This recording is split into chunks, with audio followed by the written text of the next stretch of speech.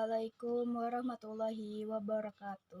Pangkeun Nabi Abdi salsa marsala rindu TMTS Yaspi Cantayan. Bapak Ibu anu dipikahormat sareng sadaya rerencangan anu dipikaheman tur dipikadeudeuh.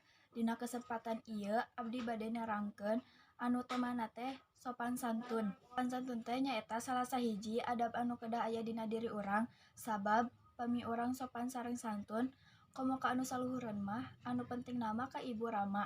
Pasti diresep dipikaheman sareng dipikadeudeuh.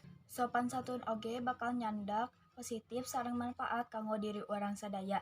Salah sahijina dina kahirupan sapopoe. Contoh sopan santun dina kahirupan sapopoe nyaeta hormat ka ibu rama, ka guru, sareng anu saluhureun mah paripola anu sae, tur bahasa anu sae, sareng patuh kana sagala aturan.